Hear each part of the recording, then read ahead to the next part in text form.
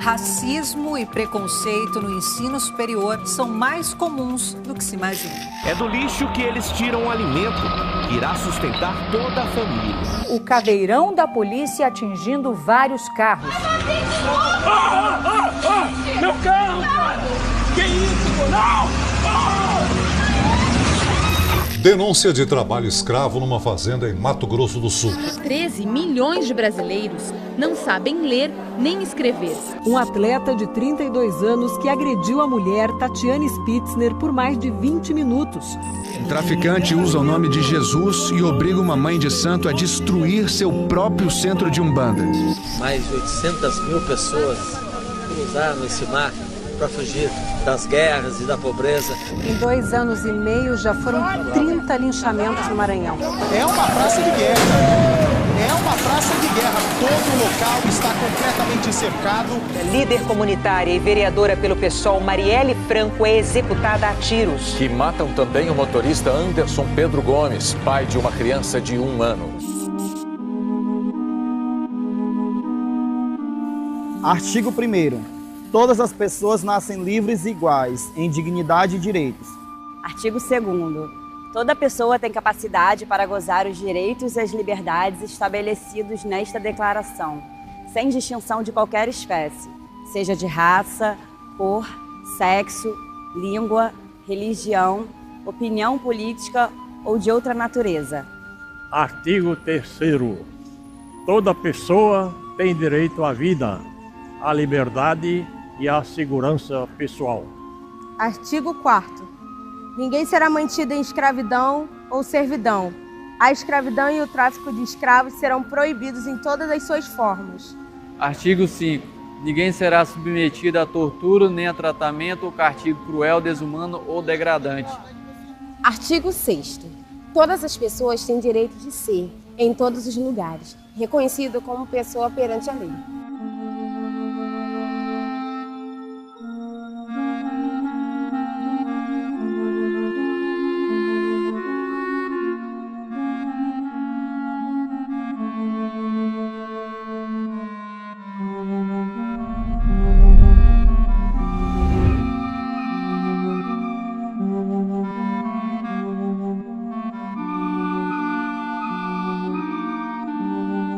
Em 10 de dezembro de 1948, a Assembleia Geral da ONU aprovou um texto de 30 artigos, que engloba valores fundamentais para todos os seres humanos.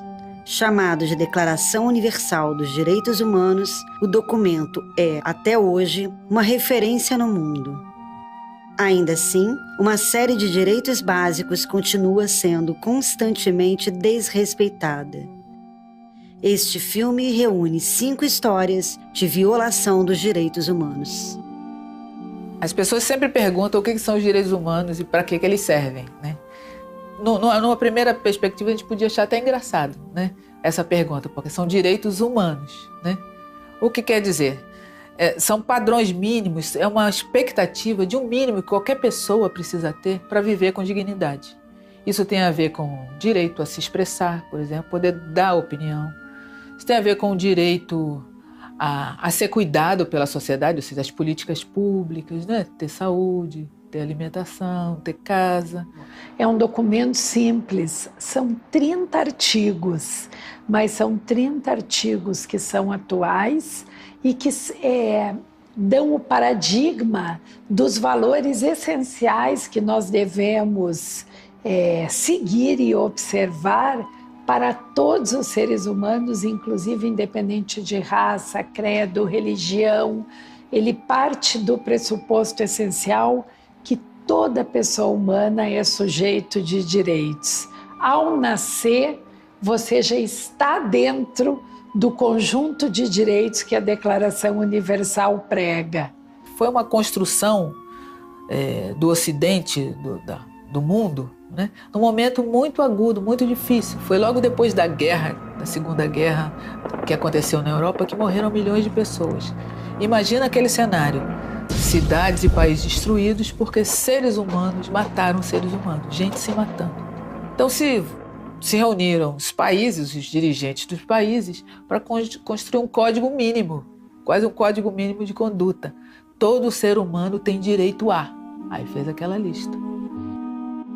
It's no light task that we have accomplished here.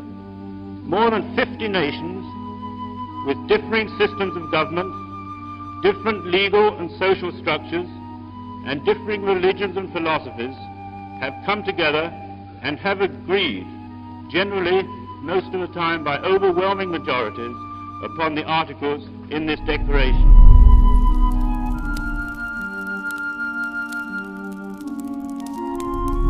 Meu nome é Cássia Aparecida da Silva, tenho 32 anos. Atualmente eu trabalho com auxiliar de limpeza. Tá, meu amor, só um minutinho que vai ser muito difícil isso. Aqui nessa casa atualmente está morando 6 pessoas. Eu estou numa kitnet, que eu acho que não... Enfim, eu estou numa kitnet. Moram 6 pessoas aqui. Eu, meu atual companheiro, que é pai da minha última filha, da Ingrid. Aí tem o Tiaguinho, que é de 7 anos, a Lady Laura, que é de 12 anos, e o Gustavo, que é um rapaz de 14 anos. Mas da maneira que eu cheguei aqui por causa que me expulsaram da minha casa. Eu nasci na Vila Guilherme, cresci na favela da Zaquinache, na comunidade da Zaquinache. Depois, com 9, 10 anos, vim para a favela do Moinho. Era só embaixo da ponte, a gente não tinha água encanada, a gente não tinha luz, era assim, era 4 dias com luz e 5 sem. A gente dormia à noite e tinha que tirar as coisas de manhã, porque senão a gente não conseguia andar. Aí foi onde que eu tive o primeiro incêndio no Moinho. Mas a gente conseguiu controlar, porque não tinha a imensidão que é hoje, entendeu? Aí a gente passou por um segundo, que foi no prédio quadrado, que não me atingiu, mas atingiu as pessoas que eu conheço, as pessoas que eu gostava, muito que eu gosto muito. Então esse daí foi o segundo. E depois de tudo isso, quando eu consegui comprar um barraco lá dentro, eu pensei o quê? Pensei errado, mas pensei. Eu queria deixar a minha casa o mais confortável, mais aconchegante possível. Então eu comecei a comprar. Eu me lembro que eu comprei uma máquina de lavar, que era o meu sonho, era, sabe, ter uma máquina de lavar, que a gente lavava a roupa na mão. Então foi a primeira coisa que eu comprei, depois a geladeira, que a gente também não tinha. Eu me lembro quando eu cheguei a comprar um videogame pro meu filho, tinha uma semana, 5 dias de uso, veio um incêndio. E nesse incêndio a gente perdeu tudo. E foi a casa da minha mãe, foi a casa da minha irmã. Eu me lembro que eu saí com a roupa do corpo. Uma amiga minha veio e falou, Cássia, eu tô indo fazer uma ocupação. Eu já não sabia mais o que fazer com meus filhos. E quando eu cheguei lá, me lembro, era um galpão, tinha a parte de baixo, a parte de cima, não tinha nada. Não tinha água, não tinha luz, não tinha nada. Embaixo era terra, era pedra, aquelas pedrinhas, meio que granito. A pessoa que acha que vida de ocupação é fácil, não é. É muito difícil. Eu acordei muitas vezes com polícia dentro da minha casa, apontando arma para a cara do meu filho. Foi muito difícil eu ver tudo isso, mas eu precisava. Não tinha como. Então, quando chegou em março, eles falaram pra gente que a gente ia ser removido. A gente tentou fazer quebra de liminar, tal, mas já estava tudo decidido.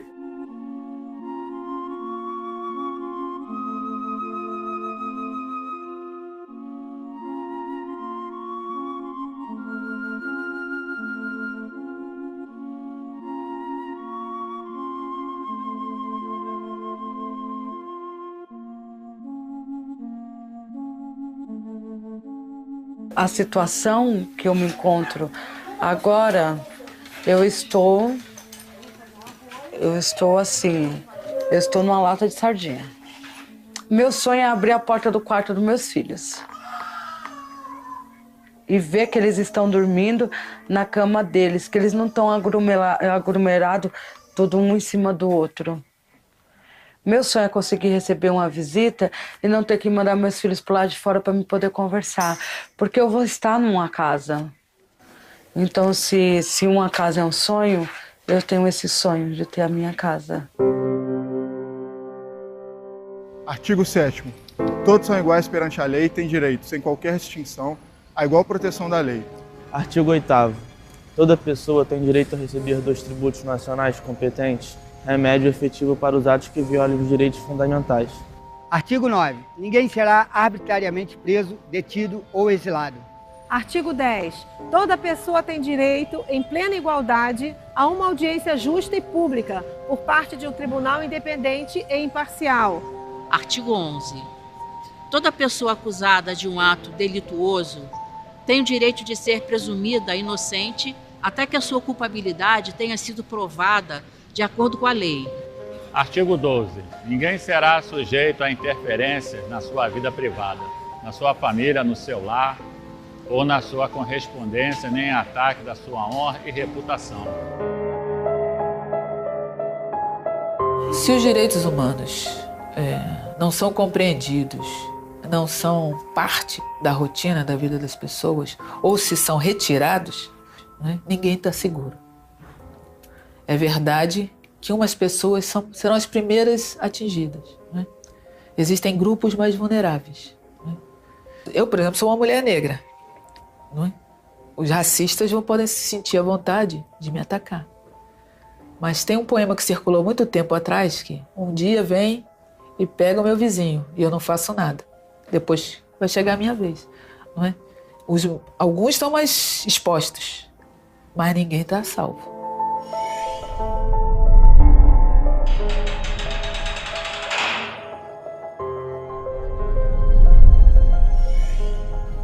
Meu nome é Victor Amberg Rocha Gabriel, moro na zona norte de São Paulo, exatamente no Jardim Brasil. Atualmente eu sou conferente, mas antigamente eu era jogador de futebol. Saindo para ir trabalhar, aí de repente tinha um cara estranho no meu portão. Aí ele perguntou: "Você é o Victor?" Tal, Victor Amberg Rocha Gabriel, assim assado. E aí quando abriu o portão, já tinha mais de 3 policiais, 4 assim, de metralhadora, tudo, como se fosse o cara mais perigoso, já pegando pelo pescoço, jogando no portão. Falou, já falando que eu era sequestrador, perdeu o sequestrador. Falei, o que tá acontecendo? Aí ele, não, você tá envolvido num sequestro. Falei, não, moço, sequestro? Não.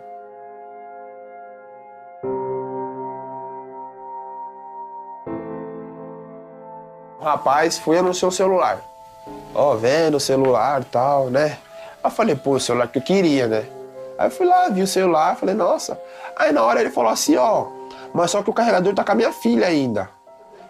Então pra mim, do jeito que ele falou daquele jeito, pra mim o celular é da filha dele, alguma coisa. Ele não falou que ele pegou de um terceiro. Peguei o celular e fui trabalhar, normal. O celular era roubado, era sequestrado, né? Nem ele sabia. E, ali não tinha pra onde gritar, porque eu tava sozinho em casa. Então, eu fui pra delegacia. No Camburão, fiquei acho que umas 5 horas dentro do Camburão, e aquele dia tava um sol. E toda hora eu falava pros policiais, mas que dia que foi isso daí? Que dia que foi? Quando eles falaram o dia, eu falei, não, vocês estão enganados. Esse dia, esse horário, eu tava trabalhando, eu bato na tecla que eu tava trabalhando. Mas os policiais não queriam nem me ouvir, falou, então você vai ter que provar o contrário, então. E fiquei preso 2 meses.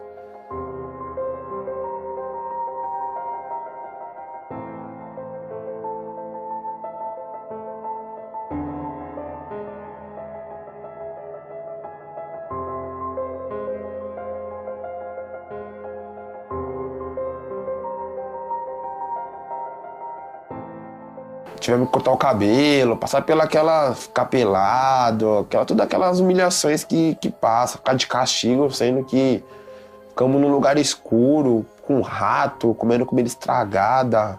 Aí meu advogado foi lá, né? Depois que ficou uns 5 dias lá, meu advogado foi lá. Aí tentou mandando habeas corpus e tudo negando, sendo que eu tava provando, ele tava toda a documentação provando que no dia e na hora do assalto lá, do sequestro, enfim, Eu tava trabalhando e o outro menino também, o Fábio. E mesmo assim a gente ficou preso, por causa da vítima. Tipo, nossas provas era nada. Hoje em dia ainda não consegui emprego, porque tá rolando esse processo, né? Aí me manda currículo, faz entrevista, fala, eu vou te chamar, fica esperto que a gente vai te ligar. Já não liga, porque esse tempo que eles falam que nós vai te ligar, já estão a gente puxando lá, né? Porque o currículo é bom. Só que aí, quando consta lá, foi preso, acusado de sequestro, pô, o dono da empresa vai falar, vai sequestrar eu também, então aí tá difícil. O artigo 13. Toda pessoa tem direito à liberdade de locomoção e residência dentro das fronteiras de cada estado. Toda pessoa tem o direito de deixar qualquer país, inclusive o próprio, e a este regressar. Artigo 14. Toda pessoa vítima de perseguição tem o direito de procurar e de gozar asilo em outros países. Artigo 15. Toda pessoa tem direito a uma nacionalidade. Ninguém será arbitrariamente privado de sua nacionalidade, nem do direito de mudar de nacionalidade. Artigo 16. Os homens e mulheres de maior idade, sem qualquer restrição de raça, nacionalidade ou religião, têm o direito de contrair matrimônio e fundar uma família. Gozam de iguais direitos em relação ao casamento, sua duração e sua dissolução. Artigo 17. Toda pessoa tem direito à propriedade, só ou em sociedade com os outros. Ninguém será arbitrariamente privado de sua propriedade. Artigo 18. Toda pessoa tem direito à liberdade de pensamento, consciência e religião. Lamentavelmente, a gente olha para o mundo e vê que os direitos humanos ainda são uma agenda fundamental, né? A declaração está completando 70 anos, mas eu ouso dizer que ela é mais atual do que nunca. E, portanto, cada um dos países tem como dever a proteção da pessoa humana e também a promoção dos direitos humanos. Nós sabemos que nem todos os países têm uma política de Estado voltada para a proteção dos direitos humanos. A gente vê que talvez a contribuição mais importante da Declaração Universal dos Direitos Humanos tenha sido justamente a de reconhecer a pessoa humana como um sujeito de direito internacional.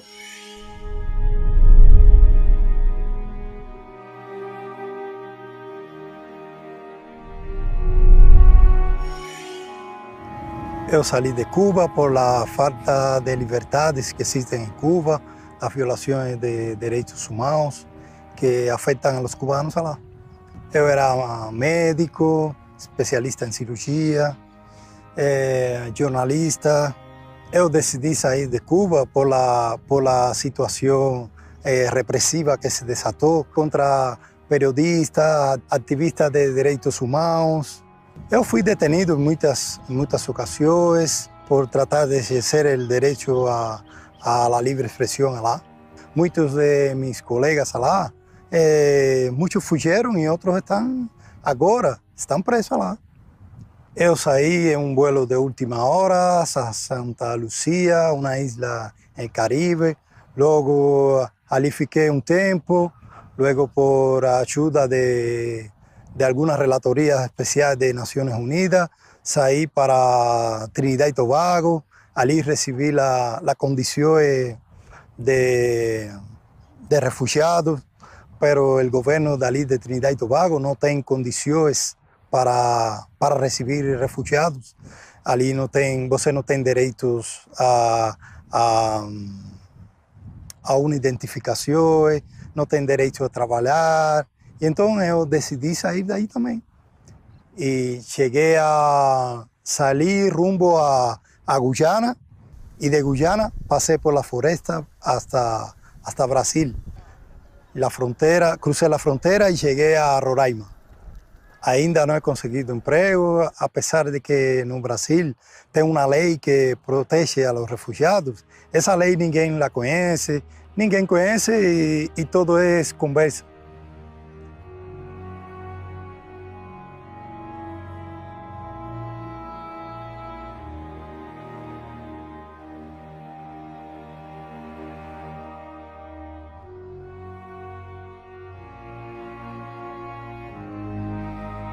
Agora eu estou vivendo das donações de alguns amigos que me conhecem de tempo, que me falam, médico, e você não tem trabalho, o que você está fazendo?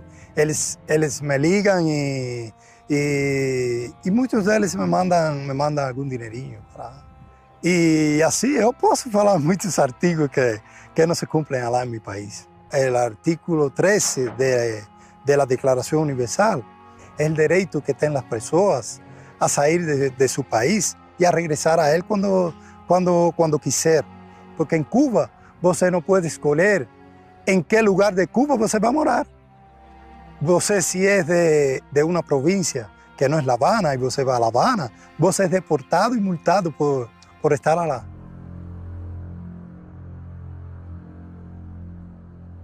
Artigo 19.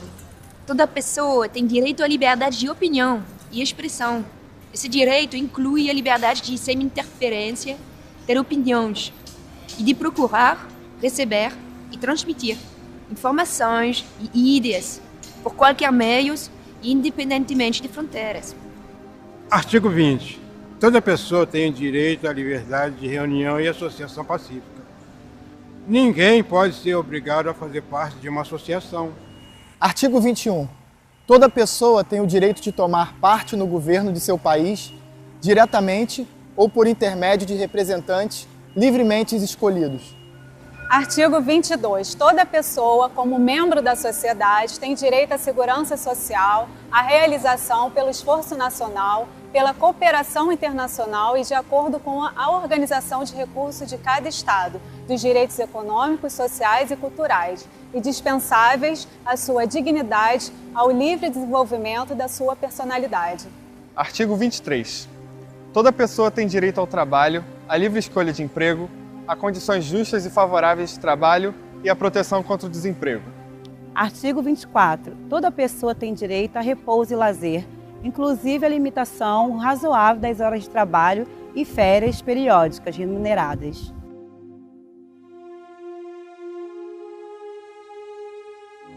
É muito fácil você dizer, eu não faço questão de votar quando você tem direito a voto. Eu não faço questão de ir à escola quando você vai à escola. Eu não faço questão de dirigir quando você já dirige. Na Arábia Saudita, as mulheres estão conquistando agora o direito a dirigir. Eu sempre brinco, quando eu tirei minha carteira de motorista, eu brincava que aquela carteira funcionava como um habeas corpus, porque numa determinada situação de vida, quando você sabe dirigir e tem acesso a um carro, é muito fácil ir e vir. E aquilo te garante uma série de outras liberdades que quando você não dirige, você não tem. Quando você se insere em uma camada da população que está melhor posicionada na escala de distribuição de riquezas, você tem acesso a outros direitos que quem está posicionado nas camadas de baixa renda também não tem, como o direito à cultura, o direito ao lazer. Então, na verdade, quando nós falamos da ideia de indivisibilidade dos direitos humanos, de universalidade dos direitos humanos, nós estamos falando também de um dos pilares essenciais da vida democrática e da ideia de igualdade e equidade.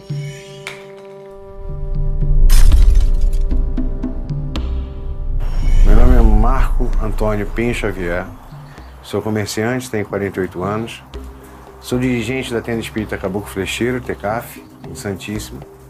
Iniciei minha trajetória dentro da Umbanda em 85 e hoje nós trabalhamos com as sessões de consulta de Umbanda, cura através da prática da cirurgia espiritual, reiki, cromoterapia, auriculoterapia e atendemos todas as pessoas que chegam na casa, independente do credo, da raça, da cor ou gênero. Quando nós viemos para cá, a princípio, o primeiro impacto foi muito bem recebido.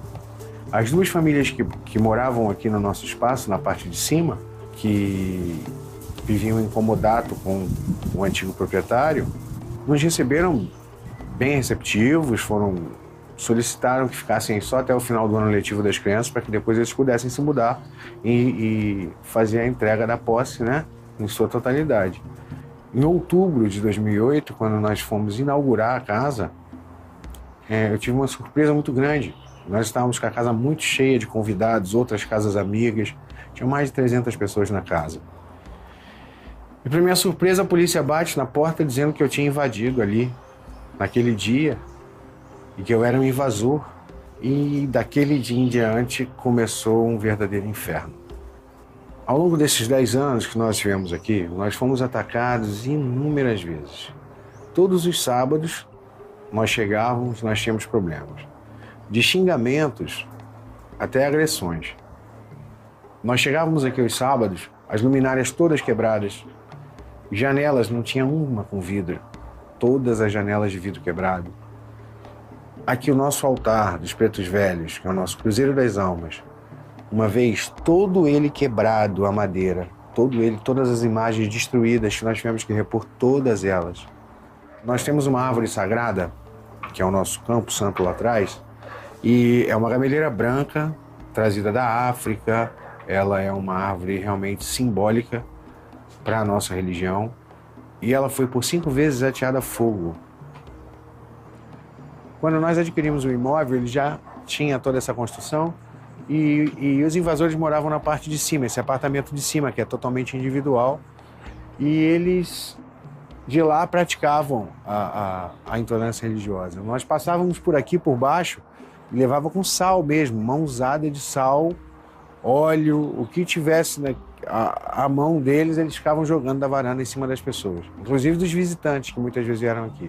Nós fomos orientados que não reagíssemos, então nós nos seguramos e entramos na justiça pedindo que eles saíssem com apoio jurídico, né? E só aconteceu ano passado.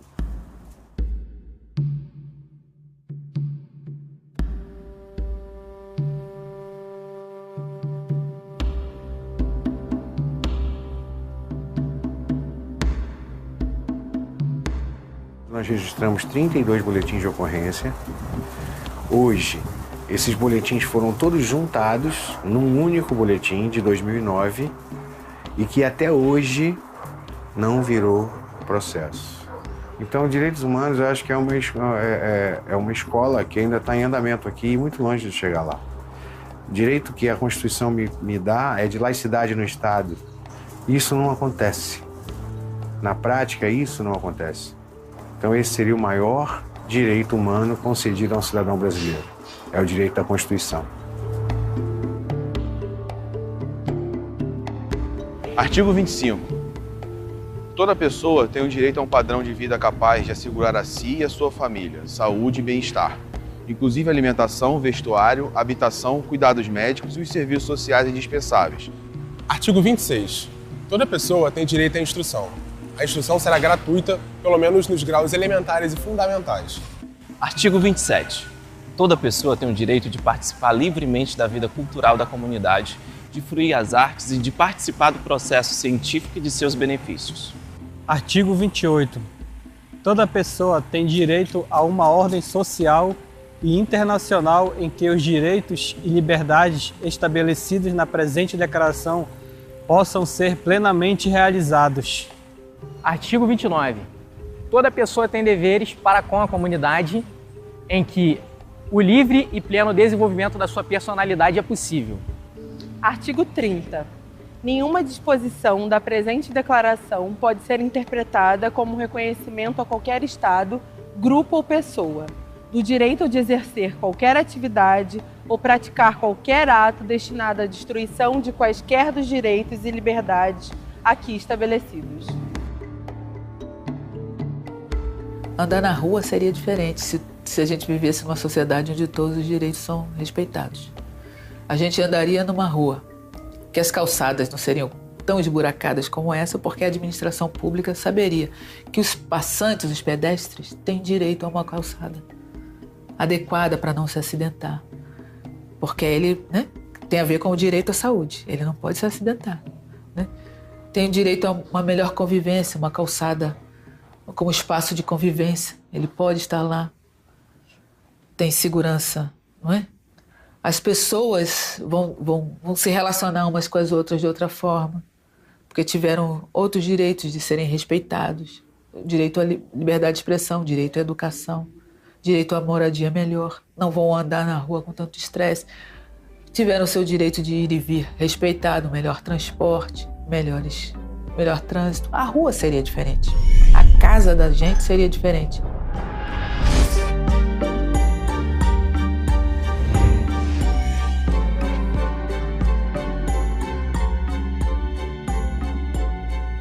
Meu nome é Lara Torres, eu tenho 19 anos.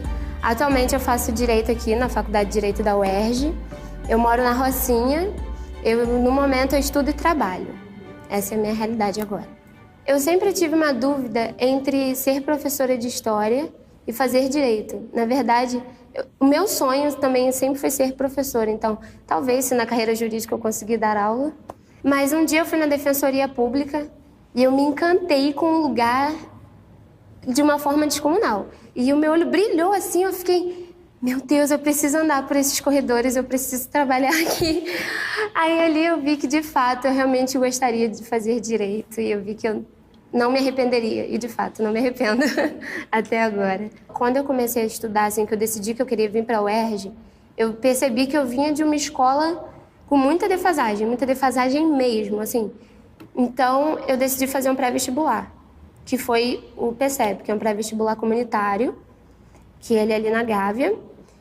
No dia anterior, no sábado, eu tinha tido uma aula incrível no PCEP sobre Clarice Lispector, o livro que o vestibular, que a UERJ solicitou para a gente ler para fazer a prova, então nós tivemos uma aula incrível. Todo mundo saiu de lá super confiante, achando que a gente conseguiria o A, no meu caso, que eu precisava melhorar do B para o A. Então eu saí tranquila, naquele dia eu nem estudei mais, porque eu estava tranquila, eu achava que eu ia conseguir o meu A. Dormi cedo, aí no dia seguinte, foi no domingo, que teve o tiroteio. Eu tinha acabado de acordar, eu já estava tomando banho, e eu escutei um tiro assim, aí eu fiquei, meu Deus, não.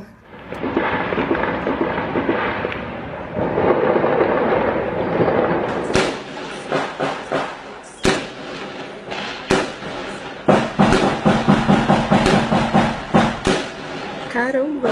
E não parou, e aí começou, e eu fiquei, meu Deus, eu não posso... A minha mãe não pode ouvir isso, foi meu primeiro pensamento, senão ela vai reclamar, ela vai ficar com medo de eu sair, eu preciso sair. Então, foi bem complicado. A minha prova era às 9, eu ia fazer aqui na Lagoa. Então, até 8h30, assim, eu tava, meu Deus, isso vai parar, vai chegar uma hora que vai parar. E aí não parou, e quando deu 9 horas, eu tava desolada, comecei a chorar. E aí é um sentimento que você não sabe se chora, se você fica revoltado com a situação. E eu fiquei muito triste, porque eu perdi muito tempo estudando para aquela prova, eu não consegui fazer.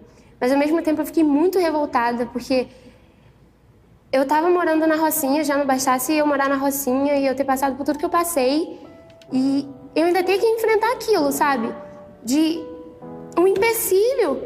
E eu comecei a chorar. E eu comecei a ficar revoltada. E foi muito difícil.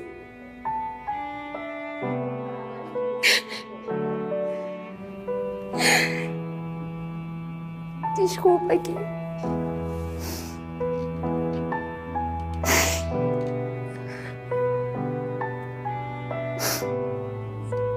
A gente já passa por muita situação ruim, sabe? E quando a gente finalmente tem a oportunidade de sequer tentar alguma coisa assim que você sonha ou que você pode crescer, você não consegue. E tudo isso não é por sua culpa. É por culpa de um Estado que negligencia a segurança, que negligencia as favelas, que deixa, sabe, todo mundo largado. É o tipo de coisa que não deveria ter acontecido. Se o Estado tivesse presente ali, não teria acontecido. Porque o PP tinha o PP, foi aquela coisa que o Cabral fez, unidade de polícia pacificadora, mas não estava pacificado.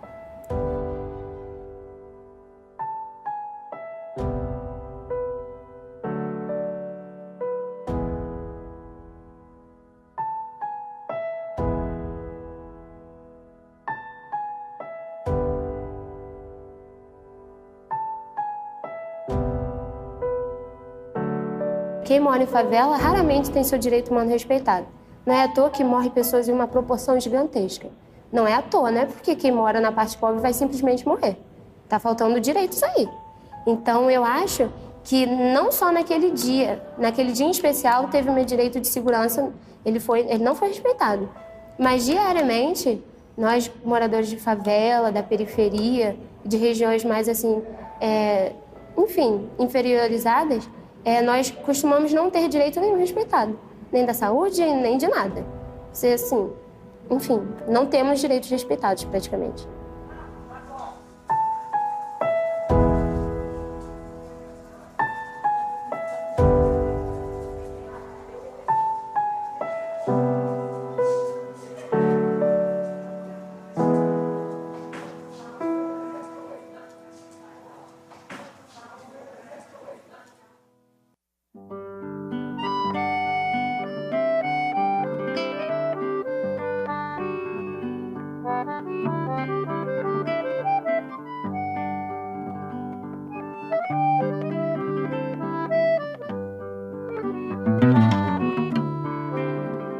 Quando o apito da fábrica de tecidos vem ferir os meus ouvidos, eu me lembro de você. Mas você anda, sem dúvida, bem zangada, ou está interessada em fingir que não me vê. Você que atende ao apito de uma chaminé de barro, porque não atende ao grito tão aflito da buzina do meu carro. Você no inverno, sem meias, vai pro trabalho, não faz fé em agasalho, nem no frio você crê. Você é mesmo artigo que não se imita quando a fábrica apita, faz reclame de você. Nos meus olhos você lê como eu sofro cruelmente, com ciúmes do gerente impertinente que dá ordens a você. Sou do Serino, poeta muito soturno, vou virar guarda noturno, e você sabe por quê. Mas você não sabe, enquanto você faz pano, faço junto do piano esses versos pra você.